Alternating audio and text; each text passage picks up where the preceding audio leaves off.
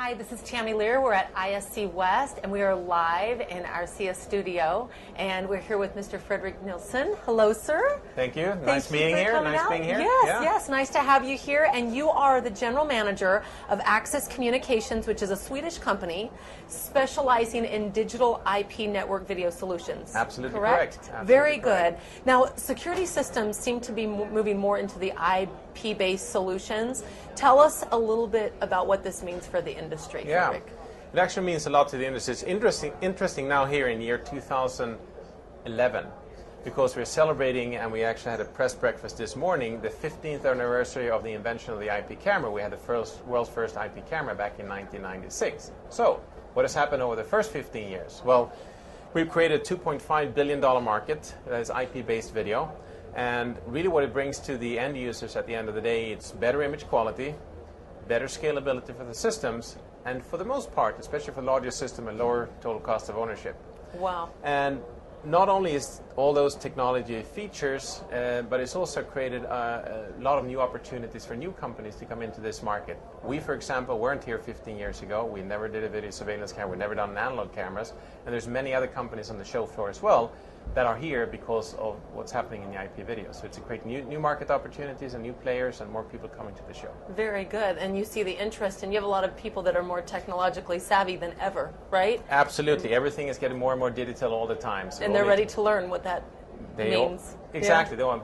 Markets are changing, and technology is changing markets, so people need to stay, that want to stay with the market, need to learn the new technology. Now, video surveillance is one thing, you know, as far as security. What about hosted video? That's a big, big part of security. What do you think? Could that be, could that pose as a, I guess, could that be helpful to us, or do you think the surveillance, there's still a place for it? You know what I'm saying? It is, and really what hosted video is, so we can simplify this here and say hosted video really brings IP to the smaller system.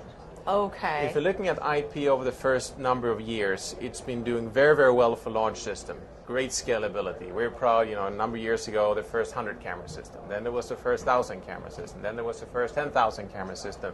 But what we really forgot about is that half of the market back then, and still is, are the small systems of 16 cameras or less. That's a huge market.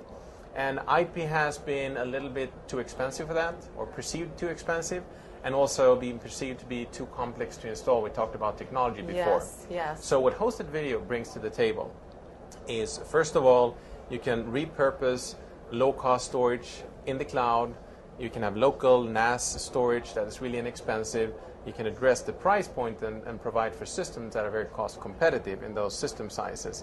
But even more importantly, it makes it really easy to install. For example, the system that we have, and we have some partners at the show floor here launching it, you do what we call a one-click. You click on the back of the camera, you enter the serial number into the web interface, and then the whole system is up and running. That's it.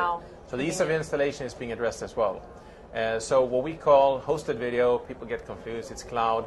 It's really the second wave of IP addressing small system sizes. The first did the large system, so now we can go into the small system. And there's a big demand for the small system because you have a lot of small businesses, right? Think about convenience stores, think about small bank offices, think about small offices. It's at least half of the market. So they have been, you know, starved when it comes to new technology, and they haven't been able to use better resolution cameras. Now they can do it in a cost-effective, easy-to-install way. So the end user, Fredrik, are you finding that they're excited about the possibilities, or do they get overwhelmed sometimes? How do you address that? I mean, if I was an end user and I came into the show floor here and looked at the 900 booths and half of them showing video, I would be slightly overwhelmed. Right. Anyone would be. So you need to be fairly well educated in the market. If you don't know anything about where you're looking, there's a great array of consultants in this market that will help to guide you through what is important for the different people's business.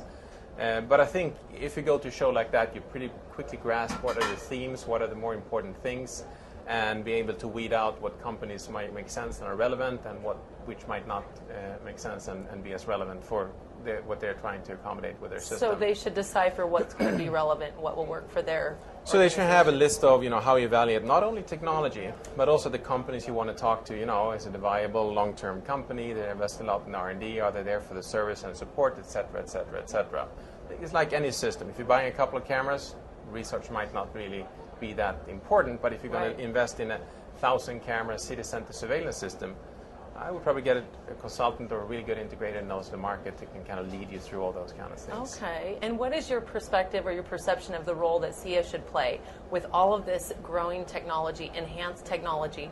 What would be paramount as far as the role that they should play in it? So SIA is really in a nice position. First of all, it's a vendor and integrator organization that puts on, in association with Reed, great shows like the ISC West and the ISC Solutions.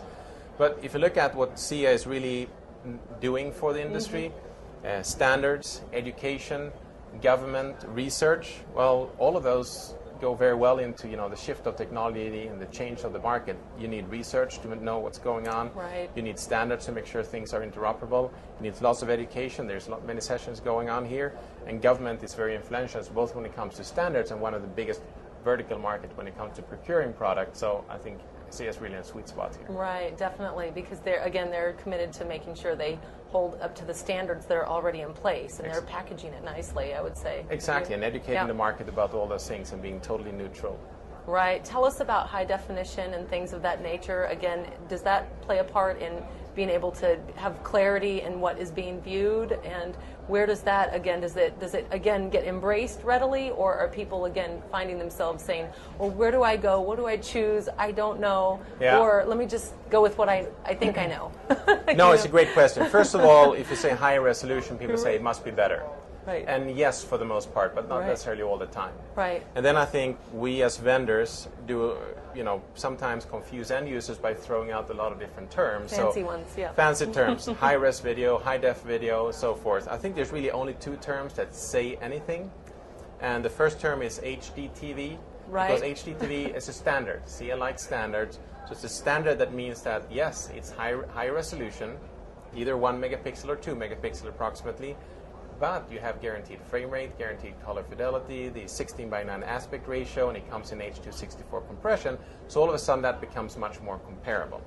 The other term that I think makes any sense is megapixel. Megapixel means more than 1 million pixels, nothing else really, but then you can compare 1 or 2 or 3 and 5 and talk about that as well. But HD doesn't really say anything. High res, higher than what? It doesn't really say anything. So I think those two first terms really the only one makes sense. Starter kit, huh? Vocabulary. Exactly.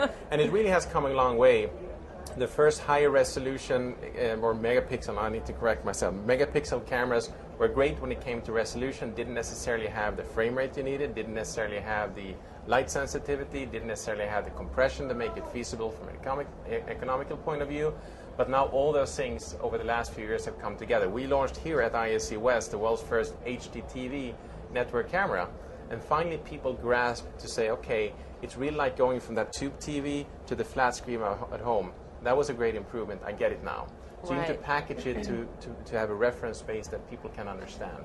Now, Fredrik, let me ask you, if we're looking at where we're sitting now with all of the amazing technology and all the advancements that have been brought before us, what do you see? Can you just imagine in 10 to 20 years, what do you think the security industry will look like in 10, 20 years? I mean, or do you think that's already been created and they're staging us? They're just slowly giving us little bits and pieces. What are your thoughts? I think it's a great question, and there's something that would come true and something that will take much longer time. I think in general, one interesting comparison, if you look into the future, how far can we, what will happen in the next 10 to 15 years? Right. I think it's always good to look back and say what happened in the previous 10 to 15 years. How far did we come in those years?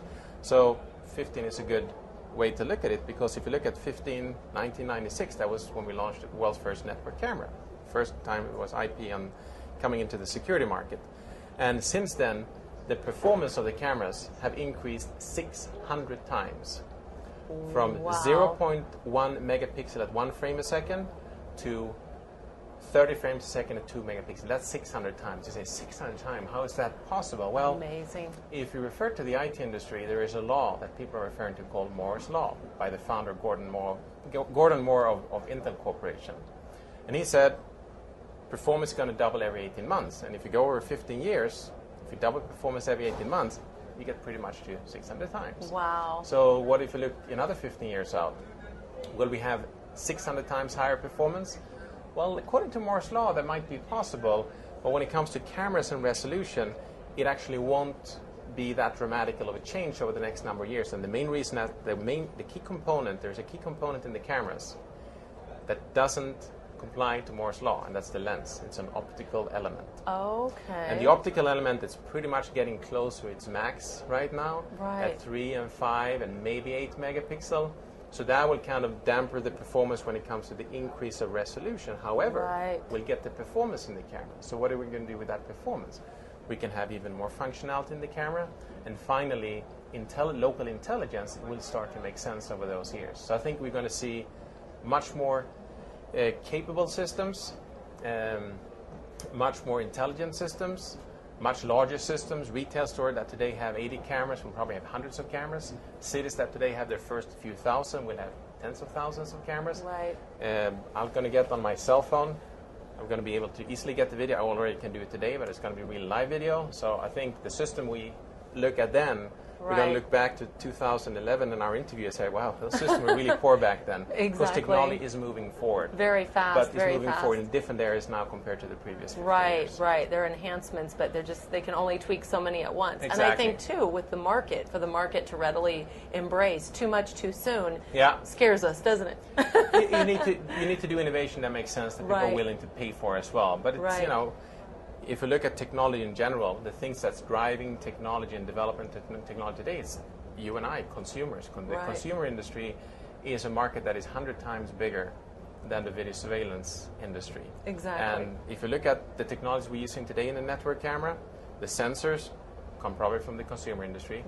The term we're talking about before, the HDTV, it's a consumer term. H.264 compression, that's your iPhone and Blu-ray. Right. So everything comes, and so we need to repurpose those great technologies for what we think makes sense for our industry. Exactly. Thank you, Fredrik. What a wealth of information. My you so much goodness. for Do you have inviting a website that we could? We have a website. Yeah. It's www.axis, spelled AXIS.com. Very good. So- www.axis.com. We are with Mr. Fredrik Nilsson, with General Manager of Axis Communication, and boy, what an amazing wealth of information. I wish I could sit here all day and just chit-chat and You're welcome. dig deeper. Drinks So, tonight. Yes, very good. Very good. Thank you. Thank you so Very much. good. Have a Thanks. great show. Thank you so much. Take care. Thanks. Signing off.